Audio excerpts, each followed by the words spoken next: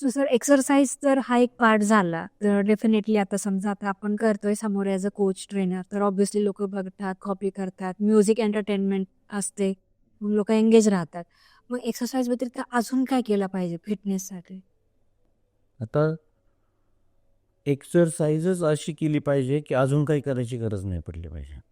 आता ओके. आपण जे एक्सरसाइज घेतो ना, तर ती प्रत्येक पार्टमध्ये घेतो. म्हणजे आपण योगा घेतो, स्लीपिंग एक्सरसाइज घेतो, स्टँडिंग एक्सरसाइज घेतो. एक्सरसाइजमध्ये जनरली 3 प्रकार आहे. एक तर स्टँडिंग, बसून आणि स्लीपिंग.